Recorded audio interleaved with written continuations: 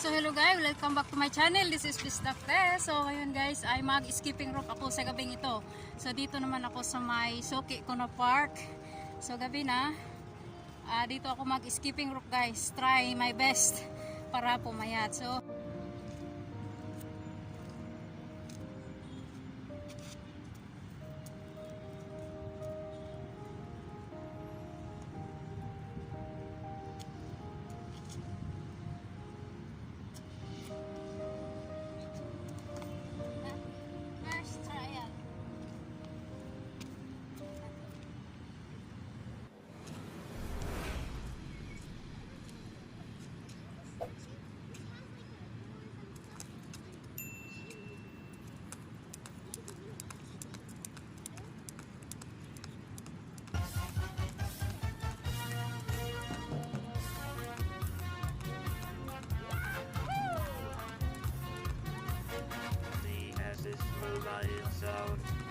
You're listening at Summer Radio.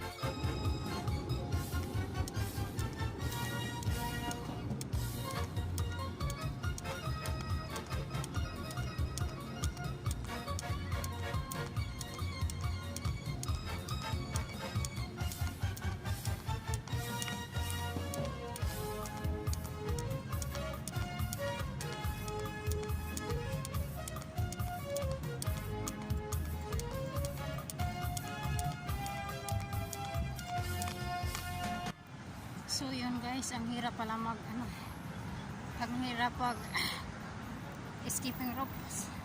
Oh, nakapagod pero masaya din naman. So ngayon ay ikot-ikot lang tayo dito konti habang nag-aantay. Dami itong mga patan dito na nag-aantay kung anong panuorin nila. So ayan, ikot-ikot na lang tayo.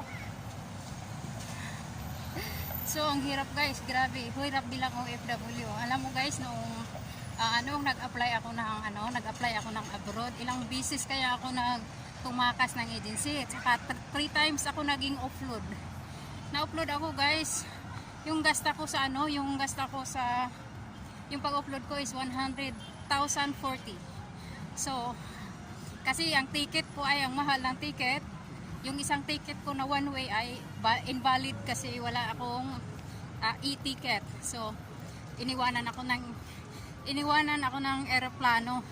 So nandiyan ako sa gitna ng airport, pero yung airplane nasa kalagitnaan ng kalawakan ng sa hipapawid na. So ako ay nandun sa gitna ng airport. So umuwi ako sa amin, naghanap na naman ng ibang pera kaya maghintay na naman ng another flight. So naging offload din naman. Hindi ko alam kung anong gagawin, hindi ko alam kung anong requirements ko. So ayun, tinanong ko yung mga officer kung ano ba talaga ang requirements. So isulat nyo dyan para ma-accomplish ko lahat bago ako pumunta ng airport. Wala naman silang sinabi, pero pinupunit lang nila ang pinupunit lang nila ang yung mga dokumento ko. So sa bandang huli, in the fast forward tayo, upload na naman ako noon. Wala pa rin kwenta yung ticket ko. So ayun, tuloy pa rin ako sa kuha ng kung anong kinakailangan. So kung may tinatanong sila kung mayroon ba ako niyan, may travel authorization to travel, kasi ang nilagay ko kasi sa embarkation ay previous barangay secretary ako sa amin. So barangay official. Sa akala ng officer, ako ay tumatakas. Kasi baka daw may utang ko sa barangay. So yun, naghanap sila sa akin ng authorization to travel. So hindi naman ako mapagbigyan ng DILG kasi hindi naman talaga ako present na barangay official.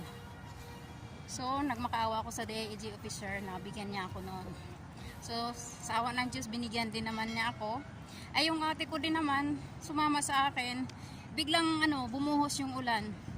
Tinakip sa ulo niya yung van paper ko. Yan ang nangyari sa van paper ko, namukhang luma tuloy gawa ng nabasa sa ulan. So hindi naman din tinatanggap. So ang ginawa ko ay parang nagmapa na yan. Nilagyan ko siya ng chalk, white chalk, para pasirox ko siya uli para mawala yung parang mapa. Ayun, wala. So ayun pala yun, pagdating ko doon sa airport, hindi na kailangan pala yun, wala na. At lahat ng mga requirements ko, lahat ay wala nang kwenta yun. Kinano na siya, bali invalid na kasi may tumutulong sa akin na aswat doon sa airport, kaibigan ng kapatid ko. So kinakausap ko siya, tapos tinanong niya kung magkano ang pera ko. Sabi ko naman ay ang pera ko dito ay 10,000 na lang. Sabi niya, sige, may pamasahe ka pa. Sabi ko, mayroon. Pero hindi ko sinabi lahat, guys. Sa totoo lang, may 30,000 ako. So, yung pera ko ay nilagay ko dito sa under ng bra ko. Dito ay yung 10. Dito din sa kabila yung 10. Ang iba naman ay doon sa sapatos ko. So, worth naman yung worth out 30,000. So, ayan na. So nagpunta na ako nandoon ako sa airport. Ayan, sabi naman ng doon, kinakausap yung nagtulong sa akin, kinakausap niya yung manager, tawag doon yung nasa booth ba, yung taga passport controller. So kinakausap niya, tapos lumabas siya. Yung paglabas niya, kausap kami doon sa may coffee shop. Tapos sabi niya, bakit ka na-upload? Sabi ko, hindi ko nga alam, sir, kung anong problema. Tapos kinuha niya yung papers ko yung pinirmahan ko ng mga upload papers. So kinuha niya, tapos pinunit niya, tapos nilagay niya sa basurahan. Pinunit niya mga 8 times siguro niya pinunit yun. Tapos nilagay niya sa basurahan. Sabi niya, ay bigay mo lang yung pera dyan sa cashier ng si cashier yan, dyan sa may coffee shop. Tapos punta ka doon nandyan ako sa table number 5, dumiretso ka na lang doon. At saka, ayun, dumiretso lang talaga ako doon. Iniwan ko yung pera ko doon na, ibig sabihin yung parang tip sa kanila, binigay ko yung 10,000. Yun, kinagkungwari lang ako na wala akong pera, guys, kasi pag hindi ka marunong talaga, kung marunong din sila, marunong din tayo, yung parang din natin sa kanila para palabasin tayo, para makasakay tayo ng aeroplano. So yun na, nandoon ako, pumasok na ako doon nag-check-in na. So na-check-in ako, tapos na, sabi pa naman ng tumulong sa akin ay, pagkatapos mo check-in, lumabas ka muna ha, para ayun, magkwento-kwento, ganyan. So may natira pa naman ako na may tira pa ako na pera. So binigay ko yung tumulong sa akin, binigyan ko siya ng 5,000. So yung iba binigay ko sa anak ko, binigay ko sa mga pinsan ko naghatid sa akin para pang-snack nila kasi hindi ko naman magamit pagdating dito. So yun na, parang lang, confident na kasi na-check-in na. Ay maya-maya tinawag na pala yung pangalan ko. Sabi ng anak ko, ma, tinawag ka na, yung Pijing na Meralis. So ayun. So pagdating ko doon, sabi naman ng hinatid nila ako doon. Hindi na ako nagdaan sa checking. Bit-bit na lang yung sapatos ko kasi diretso-diretso na. Last minute na. Nandoon na lahat. Magsira na yung daanan ng aeroplano. Magsira na lahat. Sabi naman yung passport control, ngayon, hindi ka na umiyak. So, tawa ka na lang ng tawa dyan. Pero kabado na ako, guys. Kasi pag sa akyat ko sa aeroplano, lahat ng mga pasahero parang siyempre, nagalit. Yung iba nagalit. Siyempre magalit talaga sila kasi hindi makaalis yung aeroplano, kulang ang pasahero. So pinijing na ako doon sa loob ng airport. Ay sabi pa naman ng mga ticketing, nandiyan na siya sa loob.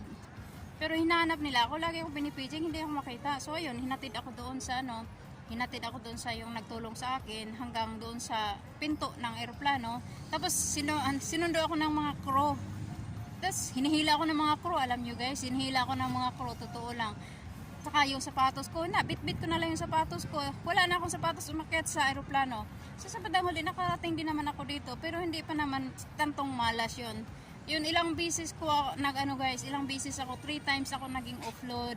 Tapos may mga karanasan sa buhay na hindi mo talaga maiwasan na yung mga pagsubok ba kung bago paano ka makarating sa abroad na sobrang hirap.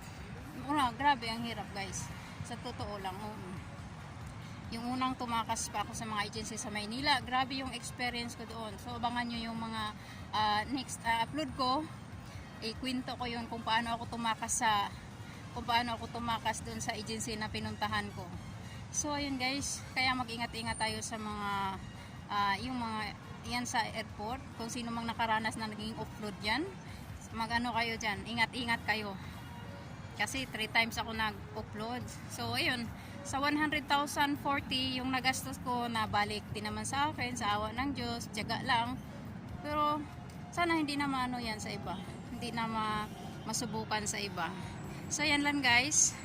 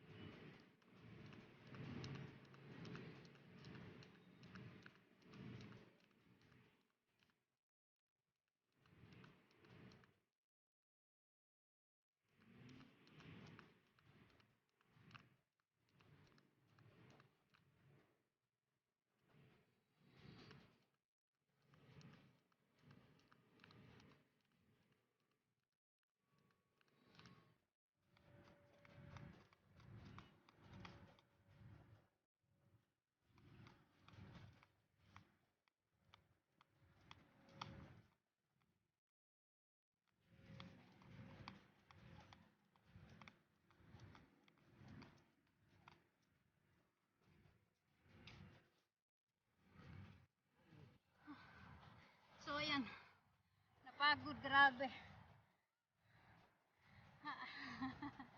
Ako ay pauwi na. Pauwi na guys.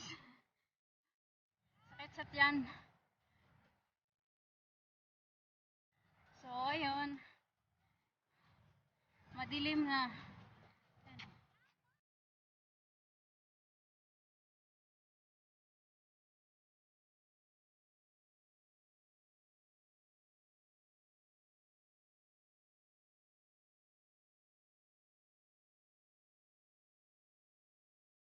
So hanggang dito na lang muna guys aking pag-skipping rope. Nakakahingal. Thank you sa panood guys. Oh my god, this is Miss Lapes. Thank you and bye. See you next vlog. Ay, please subscribe and then ring the bell para update sa sunod upload ng mga video. Thank you and goodbye.